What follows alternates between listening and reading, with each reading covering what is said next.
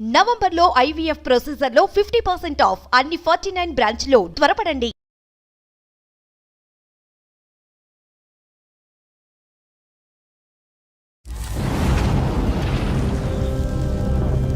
నేనున్న ఒక్క కొడుకుని సార్, నేను కాకపోతే ఎవరు చూసుకుంటారు సార్ పేరెంట్స్ ని? సార్ 10 ఏళ్ల జీవితంలోనే నాకు 100 ఏళ్ల జీవితం చూపించింది సార్. ఇప్పుడు నీకు మీ పేరెంట్స్ కావాలా, నేను కావాలా? నేను కావాలంటే మీ పేరెంట్స్ ని మర్చిపో. సైకియాట్రిస్ట్ డాక్టర్ దగ్గరికి వచ్చాను, మీతో మాట్లాడుతా అన్నారు. మీతోని నేను ఎందుకు మాట్లాడాలి? వాళ్ళతో వాళ్ళెవరు? ఒక్క క్షణం అండి, కొంచెం టైం ఇవ్వండి ఒక్కసారి. ఏం కంప్లైంట్ చేశాడు ఇప్పుడు నా గురించి? వృద్ధాప్యంలో ఉండేటటువంటి తల్లిదండ్రులను కాపాడవలసినటువంటి బాధ్యత ఏకైక కొడుకు మీద ఉండదా అమ్మా? డబ్బులు ఇస్తామంటున్నాం కదండి. అక్కడ డబ్బులతో అన్ని కొనుక్కుంటారా సునీత గారు? ఏం మాట్లాడుతున్నారండి?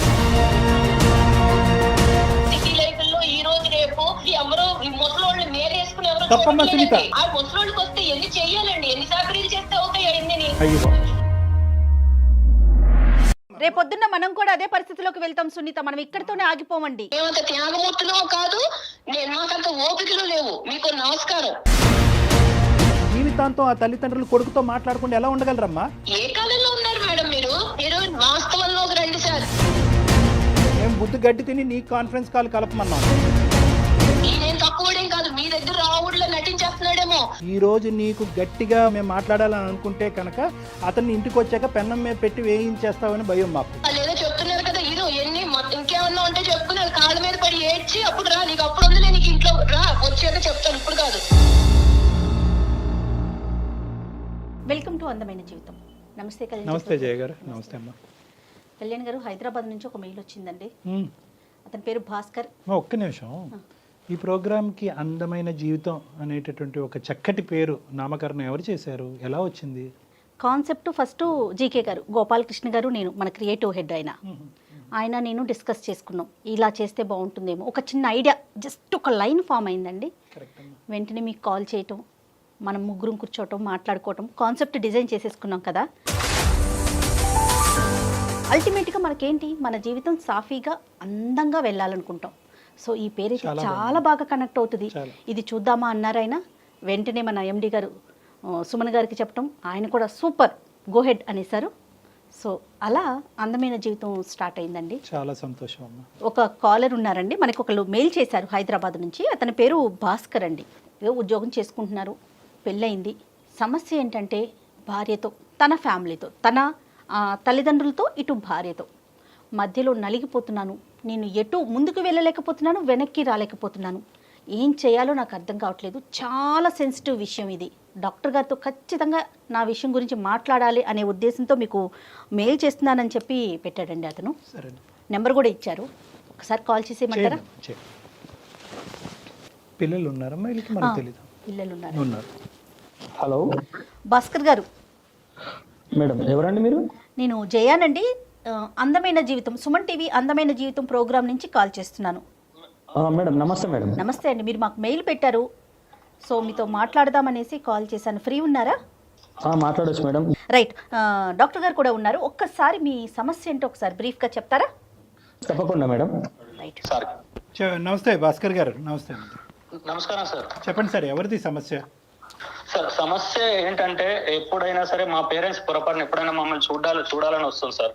వాళ్ళు పేరెంట్స్ ఎప్పుడైనా వచ్చినప్పుడు వాళ్ళని అసలు ఎట్లా అంటే రెస్పెక్ట్ కాదు కదా సార్, అసలు చాలా దారుణంగా చూస్తుంది సార్ వాళ్ళని. వాళ్ళు కూర్చున్నప్పుడు వాళ్ళ దగ్గర కూర్చొని, వాళ్ళ ఎదురుగా కూర్చొని కాలు మీద కాలేసుకొని కూర్చోవడం, వాళ్ళకి అట్లీస్ట్ ఏదైనా భోజనం పెట్టాలన్నా, టిఫిన్ చేయాలన్నా కూడా ఏంటమ్మా ఏమన్నా రెడీ అయిందా అంటే, లేదు అక్కడ ఉంది పెట్టుకోపోండి అని చెప్పి వాళ్ళని అమర్యాదగా మాట్లాడటము. అది ఎట్లా అంటే, మా పేరెంట్స్ వస్తే ఒకలాగా ట్రీట్ చేస్తున్నారు, వాళ్ళ పేరెంట్స్ వస్తే ఒకలాగా ట్రీట్ చేస్తున్నారండి. ఎంతసేపు నేను ఫోన్ లో మాట్లాడినా కూడా, ఈవెన్ మా పేరెంట్స్ దూరం ఉంటారు కాబట్టి అట్లీస్ట్ 2 days కోసారో 3 days కోసారో మనం కాల్ చేసుకొని మాట్లాడుకుంటాం కదా సార్, పేరెంట్స్ తో మాట్లాడుతుంటాము. సో అది తనకు నచ్చదు. అది ఎంతసేపు ఫోన్ మాట్లాడుతుంటే నీకేమవసరం, ఊరికే ఎందుకు మాట్లాడతావు, ఇలాంటి క్వశ్చన్లు అండి. అంటే మా పేరెంట్స్ తో నాకు మాట్లాడుకునే స్వేచ్ఛ లేదా సార్ నాకు? ఎందుకు అంటే మీ పేరెంట్స్ ఏమన్నా తెలిసి తెలియకుండా ఏమన్నా ఈ అమ్మాయిని ఏమన్నా అన్నారా? ఏమన్నా ఆ విధంగా ఏమైనా మనస్తాపం చెంది వాళ్ళ మీద ఒక శత్రుత్వం పెంచుకుందా, ఏంటి కారణం? పెళ్ళైన కొత్తలో ఏమైనా ఇన్సిడెంట్స్ జరిగాయా? అలాంటిది ఏం లేదు సార్. ఎందుకంటే పెళ్ళైన కొత్తలో మేము అంటే ఒక 1 వీక్ 10 డేస్ అక్కడ ఉన్నాం. పెళ్ళైన తర్వాత జాబ్ ఇక్కడ ఉంది కాబట్టి మళ్ళీ జాబ్ లో జాయిన్ కావాలి కాబట్టి ఏమంటే 1 వీక్ 10 డేస్ లో వచ్చేసాము. ఈవెన్ మా పేరెంట్స్ దగ్గర మేము వెళ్ళినా లేకపోతే మా పేరెంట్స్ ఇక్కడికి రావడం వేళ్ళ మీద లెక్క పెట్టుకోవచ్చు సార్. మరి తన పేరెంట్స్ తో వాళ్ళతో మాట్లాడుకుంటూ ఉంటారా? తన ఇంటికి తను మాట్లాడుకోవచ్చు. కానీ నేను మాట్లాడితే మాత్రం ఎందుకు ఊరికే మాట్లాడము? వాళ్ళు ఎప్పుడన్నా పొరపాటున వస్తే వాళ్ళని వెళ్ళిపోయేటట్టుగా మాట్లాడము. మరి మీ పేరెంట్స్ ఇంటికి మీరు వెళ్ళటం కానీ లేదంటే పండగకో పబ్బానికో మీ ఇద్దరు కలిపి వెళ్ళటం అదేమైనా జరుగుతుందా? అది కూడా ఆగిపోయిందా? అది కూడా ఆగిపోయింది సార్. ఏంటంటే ఇప్పుడు ఎంతసేపు వాళ్ళ పేరెంట్స్, వాళ్ళ చుట్టాలు, వాళ్ళ ఫంక్షన్స్, ఎంతసేపు వీళ్ళ చుట్టాలు సైడ్ ఇటు సైడ్ పోవడమే తప్పించి మా చుట్టాలకు కానీ మా పేరెంట్స్ దగ్గర కానీ వెళ్ళడం కానీ అసలు జరగట్లేదు సార్. సరే అట్లయినా సరే వీళ్ళు నా వాళ్ళే, వీళ్ళు నా పేరెంట్స్ తో సమానం అని చెప్పేసి నేను అట్లయినా సరే అందరూ మన వాళ్ళే అని చెప్పి నేను కలుపుకోపోయేవాడిని సార్. కానీ ఇటు వరకు వచ్చేసరికి ఏంటంటే అవసరం లేదు. 10 years నుంచి ఇదే పద్ధతి అండి, లేకుంటే మధ్యలో మారారా ఆవిడ ఇట్లా? మొదటి నుంచి ఇదే ధోరణండి. ఎట్లా అంటే ఎందుకు ఇంకా ఎట్లా అంటే పీక్స్ కి వెళ్ళిపోతుంది మేడం. మీరు ఎప్పుడైనా చెప్పారండి? ఎప్పుడైనా వాదన జరిగిందా ఈ విషయానికి సంబంధించి? మాట్లాడుకున్నారా కనీసం? ఈ విషయం గురించి ఎప్పుడు టాపిక్ వచ్చినా మాకు పెద్ద వార్ జరుగుతుంది మేడం. మాకు వార్ జరగడము, తను వారం 10 రోజులు మాట్లాడకపోవడము. ఎవరు కాంప్రమైజ్ అవుతారండి? లాస్ట్ కి నేనే కాంప్రమైజ్ అవ్వాల్సి వస్తుంది మేడం. ఇటు పోయి మళ్ళీ కాంప్రమైజ్ అవ్వాలి. కానీ ఇప్పుడు కాంప్రమైజ్ అయ్యే ఓపిక లేదు మేడం నాకు ఇంకా. అంటే బహుశా ఇప్పుడు భాస్కర్, ఇప్పుడు అమ్మ నాన్నకి సంబంధించినటువంటి అంశం ప్రతిరోజు మీరు మాట్లాడుకోవాల్సినటువంటి అవసరం లేదు కదా. ఆ ఇష్యూ కాకుండా మిగతా అన్ని ఇష్యూస్ లో మీ ఇద్దరు అన్యోన్యంగానే ఉంటారా? మిగతాదంతా బాగానే ఉంటుంది. రీసెంట్ గా ఒక చిన్న విషయం అండి. మా పేరు మార్నింగ్ వాష్రూమ్ లో ఉండగా కాల్ వస్తే తను కాల్ కట్ చేశారండి. నేను చూసుకోకుండా రెగ్యులర్ షెడ్యూల్ లో పడిపోయి ఆఫీస్కి వెళ్ళిపోయాను. మళ్ళీ నా వర్క్ చేసుకున్న తర్వాత సాయంత్రం నాకు కాల్ వచ్చిందండి. మళ్ళీ సాయంత్రం కాల్ వచ్చి కాల్ లిఫ్ట్ చేస్తే, ఏంట్రా నువ్వు ఇలా కాల్ లిఫ్ట్ చేయలేదు, మార్నింగ్ ఇలా జరిగింది, నాన్నకి బీపీ షుగర్ అంతా డౌన్ అయిపోయింది, స్ట్రోక్ రావడం జరిగింది, హాస్పిటలైజ్ అయినారు అని చెప్పి నాకు మళ్ళీ ఈవినింగ్ నాకు కాల్ చేస్తే తెలిసిందండి. ఎందుకంటే మార్నింగ్ కాల్ చేశారని చెప్పారు. నేను ఆ కాల్ చేశారని చెప్పారు, మా వైఫ్ కూడా చెప్పలేదండి. అక్కడ బానే ఉన్నారు నాన్నగారు? ఇప్పుడు వెళ్ళాను గుడ్ అండి. ఇప్పుడు అక్కడ అక్క వాళ్ళు కొంచెం దగ్గరలో ఉంటారు కాబట్టి వాళ్ళు వెళ్ళి చూసుకున్నారు. వాళ్ళు ఈ టైంలో ఆడపిల్లలు, ఈ టైంలో మా అక్కలు వెళ్ళారు, వాళ్ళ హస్బెండ్స్ వాళ్ళ డ్యూటీలో ఉన్నారు. ఆడపిల్లలు ఈ టైంలో అసలు ఈ కోవిడ్ సిచ్యువేషన్ లో వాళ్ళు తీసుకెళ్లారో రావడం ఎంత ఇబ్బందిగా ఉంటుంది. అదే కనుక నా వైఫ్ నా కాల్ వచ్చింది అని ఒక మాట చెప్పుంటే నేను ఏదో ఒక రకంగా కాల్ మాట్లాడి ఫ్రీడమ్ లో మాట్లాడైనా ఏంటి ఎమర్జెన్సీ అని చెప్పి మాట్లాడి నేను హాస్పిటల్ కి సాయంత్రం లోపు మధ్యాహ్నం లోపు వెళ్ళిపోయేవాడిని కదా సార్. ఎంత ప్రాబ్లం అయిపోయి సార్. నేను ఉన్న ఒక్క కొడుకుని సార్, నేను కాకపోతే ఎవరు చూసుకుంటారు సార్ పేరెంట్స్ ని? కేవలం నేను పెళ్లికి ముందు మన ఇద్దరమే ఉందాం, మన జీవితంలో ఎవరి జోక్యం ఉండదు అనేటటువంటి ఏకైక మాట పట్టుకుని ఈరోజు సునీత ఇలా వ్యవహరిస్తుందా అనేటటువంటి దానికి మనకు కొద్ది క్లారిటీ కావాలి భాస్కర్. అంటే ఆ అమ్మాయి కేవలం ఒక ప్రైవసీ గురించేనా? ఆ అమ్మాయి కేవలం మీ తల్లిదండ్రులతోనే ఇలాగే ప్రవర్తిస్తుందా, లేదంటే అందరితోనే తనకి సోషల్ కాంటాక్ట్స్ తక్కువ, మీ ఇంట్లోకి ఎవరు రాకూడదు, మీరు ఎవరింటికి వెళ్ళకూడదు అనేటటువంటి ఆలోచన శైలా? కేవలం మీ తల్లిదండ్రుల మీద ఎందుకు ఈ టార్గెట్? కేవలం మా తల్లిదండ్రులు వాళ్ళ విషయం వాళ్ళతో మాట్లాడినప్పుడు కానీ వాళ్ళు వచ్చినప్పుడు కానీ ఏదో ఒకటి జరుగుతుంది సార్. కాదు భాస్కర్, మరి అంటే ఎలాంటి సలహా కోసం మీరు మాకు మెయిల్ చేశారు? డాక్టర్ గారి వైపు నుంచి మీరు ఎలాంటి సలహాను ఎక్స్పెక్ట్ చేస్తున్నారు? మెయిన్ ఇష్యూ ఎక్కడ వచ్చిందంటే మేడం, ఇప్పుడు మా పేరెంట్స్ ఇలా జరిగిందని చెప్పేసి ఆ రోజు ఈవినింగ్ వచ్చి గొడవపడడం జరిగింది మేడం. నాకు చెప్పలేదు, ఎందుకు నువ్వు ఇలా కాల్ కట్ చేయడం జరిగిందని చెప్పేసి ఆ రోజు చాలా పెద్ద గొడవ జరిగింది మేడం. సో అంత గొడవ జరిగేసరికి తన డిసిషన్ ఏమొచ్చేసింది అంటే, ఇప్పుడు నీకు మీ పేరెంట్స్ కావాలా నేను కావాలా? నేను కావాలి అంటే మీ పేరెంట్స్ ని మర్చిపో, నాకు విడాకులు ఇచ్చేసేయండి. అంటే ఇంతకు మించి మీరు మీ పేరెంట్స్ దగ్గర నుంచి దూరంగా ఉండటం ఏంటి భాస్కర్? ఇప్పుడు వాళ్ళు మీ ఇంటికి రాంది లేదు, నువ్వు వాళ్ళ ఇంటికి పోలేదు, ఆఖరికి ఒక మాట సాయం లేదు, ప్రాణాల మీదకి వచ్చినా ఫోన్ కాల్ ఎత్తే పరిస్థితి లేదు. ఇంతకంటే తెగదెంపులు ఏం కావాలి? ఆల్రెడీ ఎవ్రీథింగ్ అయినట్టేగా 10 సంవత్సరాల్లో, ఇంకా ఏం కావాలంటే ఆవిడకి? అంటే ఇప్పటి నుంచి మీరు కాల్స్ కూడా మాట్లాడదు ఇంక ఇప్పటి నుంచి. ఇప్పుడు వరకు కంట్రోల్, ఇప్పుడు కమిట్మెంటా? ఇప్పుడు అలాగే అనిపిస్తుంది సార్. అంటే దాని అర్థం ఏంటో నాకు అర్థం కావట్లేదు సార్. ఇదేదో ఒక సైడ్ ఆఫ్ ది కాయిన్ మేము చూస్తున్నట్టు నాకు అనిపిస్తుంది. ఖచ్చితంగా ఈ ఇష్యూలో అయితే మాత్రం మీ భార్యమణితో మాత్రం మాట్లాడవలసినటువంటి అవసరం ఉంది. ఆవిడ వర్జన్ ఏంటి అన్నది తెలుసుకోవాల్సిన అవసరం ఉంది. ఎందుకంటే ఏ కారణం లేకుండా వృద్ధాప్యంలో ఉండే పెద్ద వయసులో ఉన్న ఇద్దరు మనుషుల్ని అసలు ఏ కనికరం, మానవతా దృక్పథం లేకుండా దూరం పెట్టే ఆలోచన ఒక స్త్రీకి ఎందుకు ఉంటుంది అన్నది మనం తెలుసుకోవాలి. అంటే అవకాశం ఉంటే 10 ఏళ్ళ జీవితంలోనే నాకు 100 ఏళ్ళ జీవితం చూపించింది సార్. ఆమె గయాలితనం అట్లా ఉంటుంది. ఆమె నోట్లో నోరు పెట్టకపోతే ఎంత బాగుంటే అంత దూరం ఉంటే అంత మంచిగా ఉంటుంది సార్. కాదండి, తను ఏం చేస్తుంటారు? హౌస్ వైఫేనా? తను జాబ్ చేస్తారు మేడం. ఓహో, ఓకే. సో మీరిద్దరు తను వేరే కూడా ఆఫీస్లో ఎంప్లాయీ. ఉన్నారు. ఒకసారి ఏమన్నా మాట్లాడొచ్చా భాస్కర్? సార్ నేను ప్రయత్నం చేస్తాను సార్. నేను ఒకసారి కాల్ కలుపుతాను, మీరు కూడా ఒకసారి మాట్లాడండి సార్ తనతో. పర్వాలేదా? నో ప్రాబ్లం కదా? అంటే జస్ట్ అసలు ఆవిడ వర్షన్ ఎలా ఉందని తెలుసుకోవటం కోసం. ఓకే ఆ, sir, okay sir. Call okay. కలుపుతాను. కలపండి. ఏంటి డాక్టర్ గారు, అంటే మనం ఇప్పుడు అతను కావాలి, అతన్ని కని పెంచి ఇక్కడ దాకా తీసుకొచ్చిన తల్లిదండ్రులు వద్దా? రేపొద్దున్న మరి మన పిల్లలకి మనం ఏం చెప్తాం? అంత దూరం ఆలోచించరు కదా, ఇక్కడికిక్కడే స్టోరీ. తాత చిప్ప తరతరాలు అంటారు. హలో హలో, ఏం చేస్తున్నావు?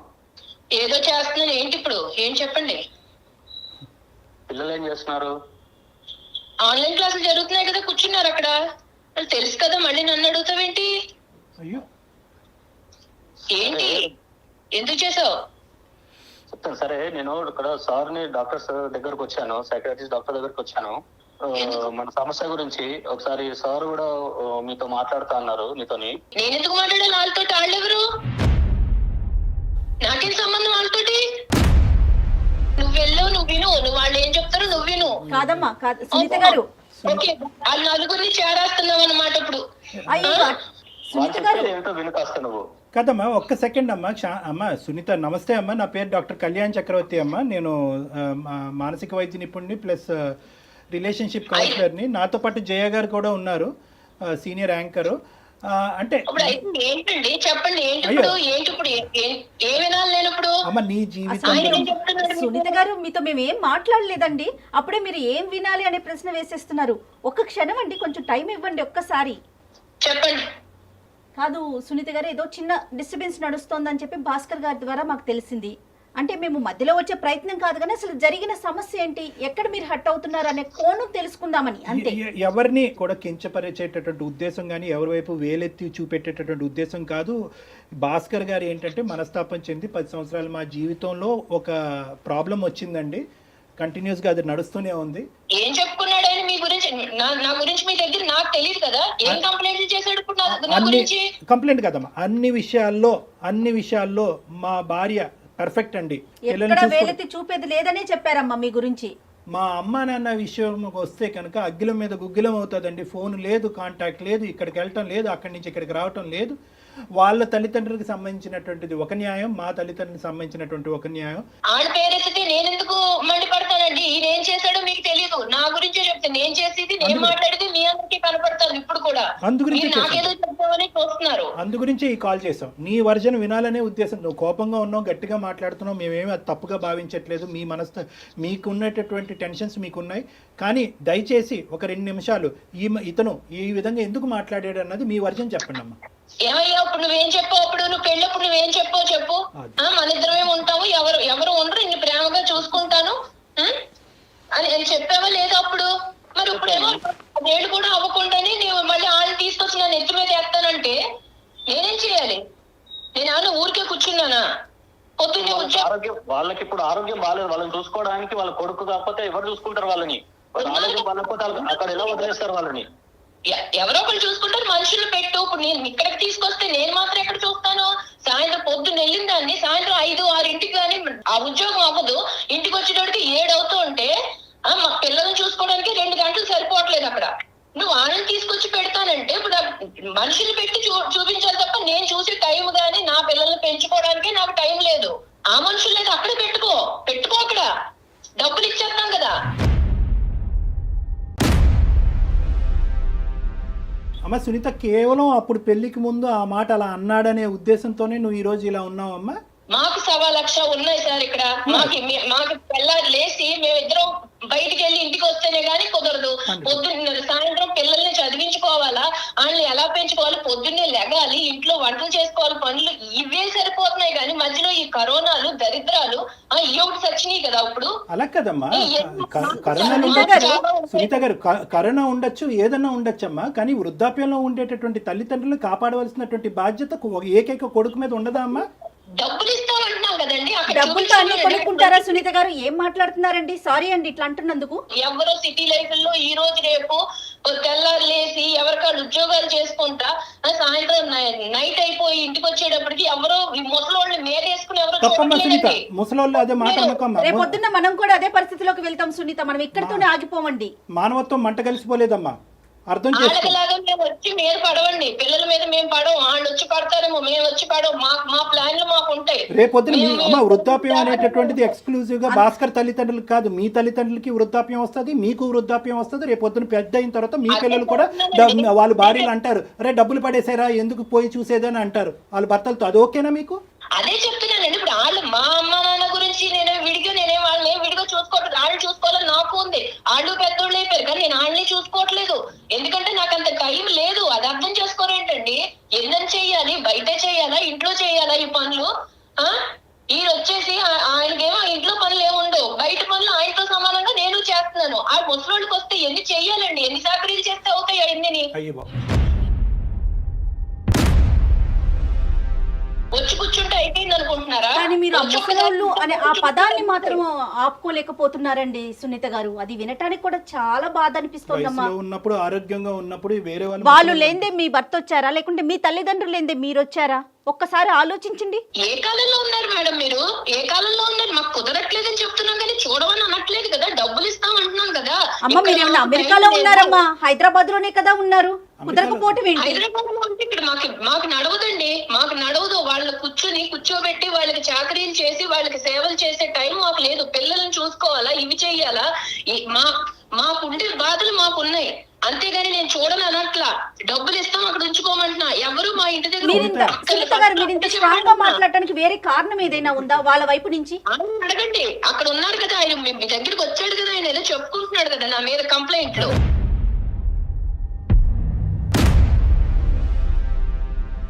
సునీత, నీకు చేసింది ఏంటంటే ఈ విధంగా కేవలం వృద్ధాప్యంలో ఉండేటటువంటి వ్యక్తులకి పోషించడానికి మాకు టైం లేదన్నది ఒక్కటే కారణమా? లేదంటే వీళ్ళ తల్లిదండ్రులు ఏమన్నా నీకు తప్పుగా ప్రవర్తించారా, ఇబ్బంది పెట్టారా? ఇప్పుడు ఈయన తక్కువడేం కాదండి. ఈయనేం తక్కువడేం కాదు. మీ దగ్గర రావుడులో నటించేస్తున్నాడేమో. ఈయనేం తక్కువడేం కాదు. వెళ్ళి 4 రోజులు అక్కడ ఉంటే వాళ్ళ అన్న కొంచెం ప్రేమగా ఉంటే చాలు. ఇక్కడికి వచ్చి మళ్ళీ వారం రోజులు నాతో మాట్లాడు. మరి నాకెలా ఉంటుంది? నేను అన్ని వదిలిపెట్టుకుని వచ్చాను కదా. నాకు మాత్రం ఇంకెవరన్నా ఉన్నారా? ఈయన పిల్లలే కదా. తెల్లారు లేసి ఏళ్ళ కోసమే కదండి మేము కష్టపడేది. నువ్వు ఆన్ చేసిన రేడియో ఆగట్లేదు ఇది కాదమ్మా సునీత. ఇప్పుడు ఇక్కడ మాకు భయం ఏమీ లేదు. ఈ రోజు నీకు గట్టిగా 1 ఇంచు ఎక్కువగా మాట్లాడాలి అనే ఉద్దేశంతో మేము మాట్లాడాలని అనుకుంటే కనుక అతన్ని ఇంటికి వచ్చాక పెన్నం మీద పెట్టి వేయించేస్తామని భయం మాకు. ఇప్పుడు నన్నేదో నేనేదో కొత్తగా ఈ లోకంలో నేను ఒక్కదాన్ని ఏదో అన్నట్టు మీ అందరూ కలిపి నాకు జడ్జిమెంట్ ఇస్తున్నారు కదా. ఎలాగో ఉంది, రమ్మనండి చూస్తాం ఇవన్నీ. నాకు ఇప్పుడే చెప్తున్నారు మేమంత త్యాగమూర్తులో కాదు, మాకంత ఓపికలు లేవు. మీకు నమస్కారం. మాకు నమస్కారం పెట్టక్కర్లేదు. నువ్వు చెప్పుకో, ఏం చెప్పుకుంటావు చెప్పుకో. ఇప్పుడు వాళ్ళందరూ ఏదో చెప్తున్నారు కదా, ఏం చెప్పుకుంటావు చెప్పుకుని వాళ్ళ కాళ్ళ మీద పడి ఏడ్చి అమ్మా సునీత, చదువుకున్న దానివి, సమాజం తెలిసిన దానివి, 2 పిల్లల యొక్క తల్లివి, నువ్వు నిజంగా ఇలా మాట్లాడుతున్నావు అంటే, ఇంత మూర్ఖత్వంగా మాట్లాడుతున్నావు అంటే కనుక నమ్మలేకపోతున్నావు. నీ బాధ ఏంటమ్మా? నీ బాధ ఏంటి అన్నది నువ్వు ఇంకా చెప్పలేకపోతున్నావు. ఒకే పాయింట్ ఏంటంటే కనుక అక్కడికి వెళ్ళి నా భర్త కనెక్ట్ అయిపోయి వారం రోజులు నాతో మాట్లాడ్డాను అంటున్నావు. వారం రోజులు నీతో మాట్లాడకపోతే ఉండలేనటువంటి నువ్వు జీవితాంతం ఆ తల్లిదండ్రులు కొడుకుతో మాట్లాడకుండా ఎలా ఉండగలరమ్మా? నీకు అర్థం కాదా? పెళ్లి చేశారు కదా, పెళ్లి చేయకుండా ఉండాల్సిందండి. అప్పుడు మా సంస్కృతులు మాకు ఉన్నాయి. పెళ్లి చేయకుండా ఉండాల్సింది, ఇంట్లోనే పెట్టు కూర్చోవాల్సింది. పెళ్లి చేసుకుంటే భార్యకి భర్త, భర్తకి భార్య, ఇటు కుటుంబం లేదు అటు కుటుంబం లేదు. టైం లేదండి. మీకు అర్థం కాదా చెప్తుంటే? టైం లేదు. నన్ను బాధ పెడతారు అంటున్నారు. నీ పిల్లల్ని చూసుకోవటానికి టైం లేదనే మాట అనట్లేదే. నిన్ను నువ్వు చూసుకోవటానికి టైం లేదనే మాట అనట్లేదే. నీ ఉద్యోగానికి వెళ్ళడానికి టైం లేదనే మాట అనట్లేదే. అవును, మా పిల్లలు కదా మేము చూసుకోవాలి. మా పిల్లలు చిన్న పిల్లలు కాబట్టి మేము చూసుకోవాలి. వాళ్ళ చదువులు చెప్పించాలి. వాళ్ళు రేపు పొద్దున కాళ్ళ మీద నిలబడ్డాక మేము వెళ్ళి వాళ్ళ మీద కూర్చోకూడదు కదా. ఇంతేనమ్మా మానవ సంబంధాలు. ఎవరిని వాళ్ళు పోషించుకుని వాళ్ళ పిల్లల్ని చూసుకోవటమే మానవ సంబంధాల. మన అవసరం తీరిన తర్వాత తల్లిదండ్రులను తీసుకెళ్లి ఓల్డేజ్ హోమ్స్ లోని వృద్ధాశ్రయాలు పడేయటమైనా. ఇందుకేనమ్మా ఉమ్మడి కుటుంబాలు నాశనం అయిపోతున్నాయి. ఇందుకే ఉమ్మడి కుటుంబాలు నాశనం అయిపోతున్నాయి. మీరు వాస్తవంలోకి రండి సార్. చెప్పుకోవడానికే బాగుంటాయి ఉమ్మడి కుటుంబాలు. వాస్తవంలో మీరు అమ్మా డబ్బులు పడేస్తే అన్ని కొనుక్కోవచ్చు అని అనుకోద్దమ్మా సునీత, డబ్బులు పడేస్తే అన్ని కొనుక్కోవచ్చు అన్నది. బాగుంటాయి సార్. రానున్న రోజుల్లో నీ స్థానాన్ని నువ్వు ఆలోచించలేకపోతున్నావు. కాదు మేము బుద్ధి గడ్డి తిని నీ కాన్ఫరెన్స్ కాల్ కలపమన్నాం. మాకు అయిపోతుంది ఇక్కడ మేము 10 నిమిషాలు నిన్ను భరించలేకపోతున్నాం. తప్పుగా నేను ఎవరితో ఇలా మాట్లాడలేదమ్మా, కానీ నీ మాట అంటే మేము ఎంత బాధపడితే నేను ఇలా మాట్లాడుంటాను మీకు అది అర్థం ఏం కాదా బాధండి? సార్? మిమ్మల్ని శారీరకంగా హింసిస్తున్నారా, మానసికంగా హింసిస్తున్నారా?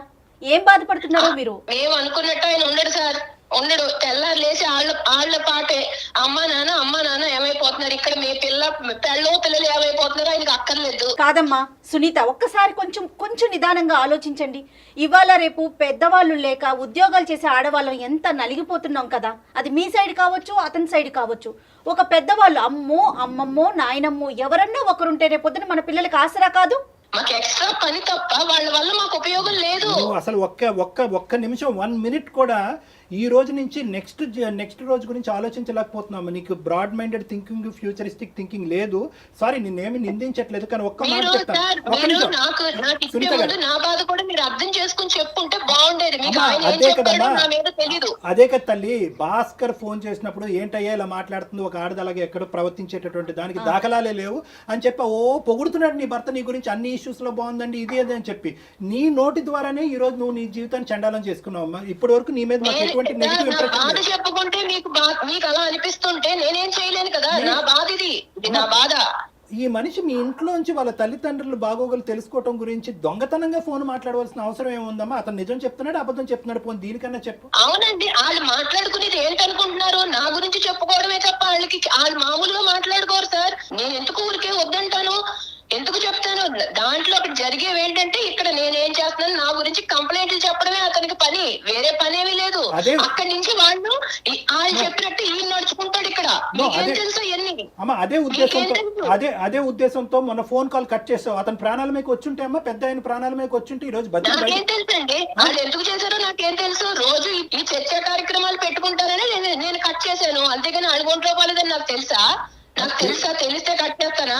కాదా మరి ఆ పెద్ద ఆయనకి ఏమైనా జరుగుంటే, దగ్గరలో ఆడపిల్లలు ఉన్నారు కాబట్టి హాస్పిటల్ ఏం జరగదులేండి, ఇప్పట్లో ఏం జరగదు.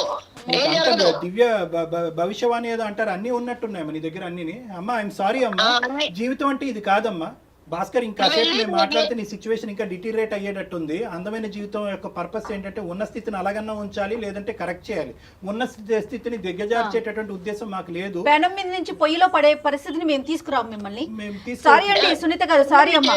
ఏం చెప్తారు వాళ్ళు ఏదో చెప్తున్నారు కదా, ఎన్ని ఇంకేమన్నా ఉంటే చెప్పుకున్నారు, కాళ్ళ మీద పడి ఏడ్చి అప్పుడు రా, నీకు అప్పుడు ఉంది, నీకు ఇంట్లో రా, వచ్చాక చెప్తాను, ఇప్పుడు కాదు చెప్తాను రా పని అప్పుడు. భాస్కర్ సార్ ఇది సార్ తన వర్షన్. దీన్ని వర్జన్ అంటారయ్యా, దీన్ని వర్జన్ అంటారా? నువ్వు 10 సంవత్సరాలు భరిస్తూ ఒక్కొక్క మెట్టు దిగుతూ తల్లిదండ్రుల్ని దూరం పెట్టుకుంటూ వాళ్ళని ఇబ్బంది పెట్టి నువ్వు ఇబ్బంది పడుతూ ఇదంతా నువ్వు చూసేటటువంటి పిల్లలు ఏమి నేర్చుకుంటారు? రైట్, ఓకే, అమ్మకి నాన్నకి కూడా ఇదే సినిమా చూపెడదాం రానున్న రోజుల్లో అని చెప్పి నీ కొడుకులు అనుకోరా? సార్ పెళ్ళైనంత మాత్రాన మొత్తం అంతా పూర్తిగా భార్యకు లొంగి ఉండాలా సార్? ఆ ప్రశ్న మీరు ఇప్పుడు కాదండి, 10 ఏళ్ల క్రితం మాట్లాడాల్సిన ప్రశ్న ఇది. 10 ఏళ్ళండి భరించేది. Starting trouble, ending trouble. Starting trouble ని సెట్ చేసుకోకపోతే ఎండింగ్ ట్రబుల్. ఏంటి కళ్యాణ్ గారు, అసలు ఆవిడ వర్షన్ ఏంటండి? ఎటువైపు ఆలోచించట్లేదు తను. ఆవిడకి ఏదో ఒక విచిత్రమైనటువంటి వ్యక్తిత్వపరమైనటువంటి లోపం ఉందబ్బా. పర్సనాలిటీ డిసార్డర్స్ అంటారు వీటిని. ఏం చేయమంటారు సార్? నాకు ఒక మంచి సొల్యూషన్. అంటే ఎలాంటి డెసిషన్ తీసుకుందాం అనుకుంటున్నారు భాస్కర్ మీరు? నేను కావాలంటే వాళ్ళని వదిలేయండి. ఓకే, తన వర్షన్ కాదు, ఇక్కడ కూడా మీరు తన వర్షనే చెప్తున్నారు. మీ వర్షన్ చెప్పండి. ఇక నేను భరించలేను మేడం. నేనైతే వదిలేద్దామని డిసిషన్ తీసుకుందాం అనుకుంటున్నాను. విడిపోవాలనేటటువంటి ఉద్దేశంతో మేము చెప్పట్లేదు, కానీ అది నిజంగా మీరు చేసి చూపెట్టాలి. అంటే నేను ఇంకా భరించలేకపోతున్నాను అనేటటువంటి దానికి యాక్షన్ ప్లాన్ కావాలి. ఇక్కడ తల్లిదండ్రుల్ని కాపాడుకోవటం అనేది మీ బాధ్యత. రేపొద్దున మీ పిల్లల్ని మిమ్మల్ని చూస్తారా చూడరా అనేటటువంటి అంశం తర్వాత పెట్టండి. మీ తల్లిదండ్రులు మీకేం అన్యాయం చేయలేదు, మీకేమీ తక్కువ ఇవ్వలేదు. మీ తల్లిదండ్రులు ఎప్పటికీ కూడా మమకారం ప్రేమతోనే మిమ్మల్ని ఇప్పటి వరకు పెంచి పోషించారు. పెళ్ళి అనేటటువంటి ఈ అంశం వాళ్ళ జీవితానికి ఒక శాపం కింద మారిపోయింది. కాబట్టి వాళ్ళని కాపాడుకునేటటువంటి ప్రయత్నంలో మీ ఆవిడికి ఒక గట్టిగా బుద్ధి చెప్పేటటువంటి ప్రయత్నం చేయండి. అంటే కొట్టండనో తిట్టండనో హింస పెట్టండో అని చెప్పట్లేదు. నేను మా తల్లిదండ్రులకు స్థానం లేనటువంటి నా జీవితంలో నీకు కూడా స్థానం లేదు అనేటటువంటి వార్నింగ్ ఇచ్చి మీ పిల్లలతో పాటు మీరు దూరంగా ఉండేటటువంటి ప్రయత్నం చేయండి. సో ఒక్కసారి బెదిరించమంటారా? అంటే దాన్ని బెదిరింపు అంటారా లేదంటే ఒక విధమైనటువంటి ట్రీట్మెంట్ అంటారా అనేది మీకు వదిలేస్తున్నాను. అంటే ఆవిడకు ఒక శిక్ష పడాలి అంటే కనుక కుటుంబం అనేటటువంటిది ఎప్పుడు కూడా నీ చెప్పు చేతల్లో నీ కాళ్ళ కింద చెప్పులాగే ఉంటారు అని అనుకోవద్దు. నాకు ఒక అహంకారం ఉంది, నేను ఒక మగాడిని, నేను ఒక ఇద్దరు తల్లిదండ్రులకు ఒక కొడుకుని, నేను మగాడిని అనేటటువంటి ఆలోచనతో, అంటే మగ ఆడిన అనేటటువంటిది నేను వ్యత్యాసం చేయట్లేదు, కానీ ఆవిడకి ఈ యాంగిల్ చూపెట్టాలి అంటే మీ విలువను తెలియజేయమంటున్నారు. మీ విలువను తెలియాలి అంటే కనుక దూరంగా ఉండి కొంతకాలం మీరు లేనటువంటి లోటునే ఆవిడకి అర్థమయ్యేటటువంటి విధంగా చూపెట్టండి. అంటే మళ్ళీ ఆవిడ మాట తీరు చూడండి, ఏ విధంగానూ కాంప్రమైజ్ కాదాయే. కాన్ఫరెన్స్ కాల్ సునీత కలపమన్నాం, అక్కడి నుంచి అసలు వాళ్ళ తల్లిదండ్రులు కలిపి ఉంటే కనుక వాళ్ళు కొడుకుని దూరం చేసుకుని ఎంత బాధపడుతున్నారో అక్కడ అసలైన వర్జన్ తెలిసి. నాకు ఇంకొక విషయం ఏమనిపించిందో చెప్పనండి, సునీత తల్లిదండ్రుల పెంపకం ఎంత అధ్వానంగా, అంటే ఒక తల్లిదండ్రుల పెంపకం గురించి మనం ఇంత ఓపెన్గా చెప్పుకోకూడదు, కానీ ఆవిడకి ఏం విలువలు నేర్పించారండి? వాళ్ళు ఏమైనా చెప్పడానికి ట్రై చేశారా భాస్కర్? ఒక లాస్ట్ క్వశ్చన్, వాళ్ళు మీ అత్తగారు సునీతకి ఏమైనా చెప్పడానికి ట్రై చేశారు? అలాంటివి చాలా జరిగాయి సార్, చాలా జరిగాయి. అవి అప్పటి అవి అంతవరకే ఉంటాయి సార్, మళ్ళీ తర్వాత సేమ్. రైట్ భాస్కర్, ఒక్కసారి డాక్టర్ గారు చెప్పింది ఆలోచించండి, త్వరపడండి, మంచి నిర్ణయం తీసుకోండి. Thank you madam. చక్కని డెసిషన్ తీసుకోండి, చక్కగా ఉండండి. Thank you sir. All the best Bhaskar. Thank you sir.